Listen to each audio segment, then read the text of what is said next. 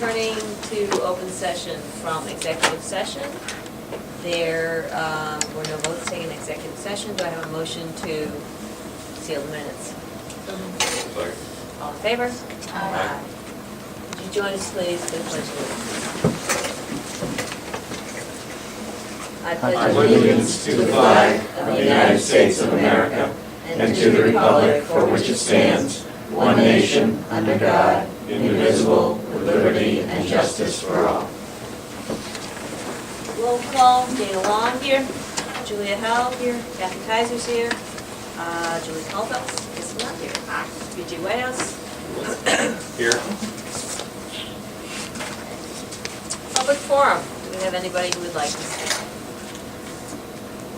Okay. New business. We have an audit and recommendations regarding the technology plan, presentation by Glenn Kennedy. First, Absolutely. I'd like to introduce you all to Mike McGee, who's the new executive director of Sirico. Great, welcome. And just to back up a little, last spring when we approved our strategic plan, and we knew that improving the use of technology for teaching and learning was one of our goals. We sat down with the administrators to try to determine, all right, so we need an action plan. Where are we and where should we be going? And decided we really didn't know where we were overall, and we didn't have a vision for where we should be going. We knew that we wanted to improve student learning. So I talked with Mike and asked him if he knew of anybody that could come in and audit what we have, what's our present status now, and then give us recommendations about where we should be going to enable the improvement of teaching and learning using technology and efficiency in the business office as well. So, Mike? Well, Marcia, thank you very much, and to all of you on the school committee at Jamestown, thank you for inviting Clint and me to come be with you. Clint has increased the capacity of the new improved Sirico, and we are looking at a concentration about technology as one of our services for member districts. Clint and I go back a long way together. We started working together when he was about 26, and he's aged about a decade since then. So he is a visionary person in technology and is recognized throughout the country for his achievements. So I'll turn things over to Clint. Thank you, Billy. Hope I can live up to that, Billy. So thank you for having me. You know who I am. When I'm not, just a very brief background on me, when I'm not working with Mike at Sirico, I'm the Chief Technology Officer for Brandon Public Schools in Connecticut. So that's what I also do. I don't have to get into the background of the project. You both did an excellent job doing that. What I do want to talk about tonight briefly, I have about 15 minutes of prepared discussion, although I much prefer this be a dialogue with you asking questions or helping me clarify for you whenever, so please feel free. But I was hoping to do about 15 minutes prepared and then have a Q&A session and dig deeper into the particular areas that you may want to dig into.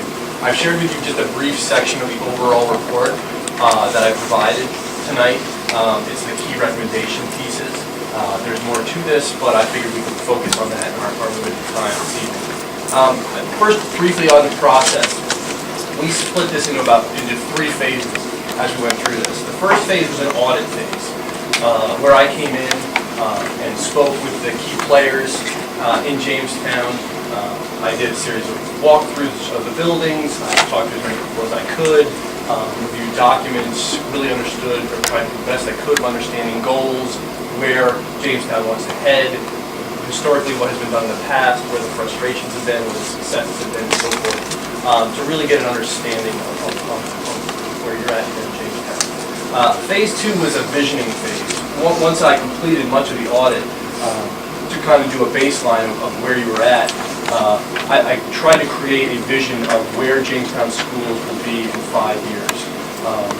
And again, not just technology-wise, because I was brought in as a technology person, but I've seen too many of these projects fail simply because it becomes a technology project. My philosophy, and I think the way to success really is based on how do we improve instruction for our students and what role does the technology play in that, as opposed to technology for technology's sake, or technology as an add-on or an afterthought or what have you. So that was really, the vision was around what can instruction empowered by technology, with the affordances that technology provide to us, look like in Jamestown 5 years from right now. That led to the third phase, which I'm really going to focus on this evening, which are the specific recommendations that came out of the audit, the vision, and really how do we take where we're at, the results of the audit phase, and get to the vision where we can be in 5 years. 5 years is an extremely long time when we start talking technology. We try to be as forward-thinking as possible, realistic, and true to what is possible and what is best for students. Okay, so the recommendations. I made 24 specific recommendations, which you have in front of you. Those are grouped into 6 categories that we'll cover. These are the 6 categories, and I'm going to go through each one of these. I'm not going to touch each and every one of these, although please feel free to follow along, and if there's something that I don't particularly touch on and you want more information or want to have discussion, please stop. So, first is hardware and peripherals. The ones in yellow I'm gonna dive into a little bit. This first section, and this came out immediately from the first discussion I had with the technology committee, really was about how do we provide access to students. That was the very first topic that we tackled. Is it focused primarily on labs? Is it primarily focused on mobile labs? When are we going to get to this vision of, or this ability for students to have a personal device individually? Teachers the same. We talked a lot about this. We really settled on this idea of pods, which are the ability for every classroom to be provided with adequate computing facilities so that it can be integrated into regular lessons of the classroom. Not the model that we've seen be somewhat successful in the past, but away from this model of technologies pull out or 45 minutes on Thursday, or maybe I get lucky and I can use the lab twice this week, as a separate place, so it's not integrated part of the lesson, it's a separate aspect of the learning nonetheless, but not integrated in the language arts, the math, the social studies, the science that we typically do. So we've designed, one of the recommendations is to have a pod in each classroom, and when we get into infrastructure, we'll talk about the supporting materials for that, but in each classroom. I also recommended that, along with budget season and so forth, that these classroom desktop computers be leased computers. Refurbished computers. We'll get to leasing. We had quite a few discussions about this.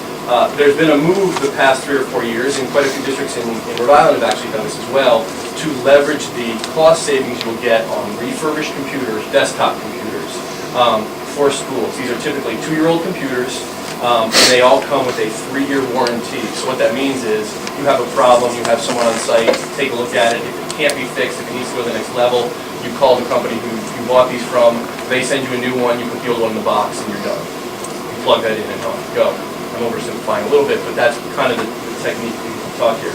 The cost savings is immediate. We're talking about $200 for a computer, a refurbished computer with a 3-year warranty, versus, take your pick, this can vary depending on what you're buying, but $500–600 for a brand new computer. So my recommendation was to do that as well for these pods, which would be desktop machines in each classroom. Jamestown has started using mobile carts. There's actually one in that room, I believe, right there, with quite a bit of success. I also recommended we do a second one of those here, because we've seen an uptake in the use of that in the schools, and we've also seen quite a list of teachers who are asking to use it more often. Again, this moves away from this pull-out lab model and allows those machines to be accessible in the classroom where the learning is taking place, depending on the lesson and so forth. Another piece that we talked about were laptops for teachers. And this can be, I've had this conversation many times in many different districts, and can be controversial, I'll say. There's the questions of, well, teachers may or may not have their own computers already at home. Are we taking monies away from students and handing them to our teachers?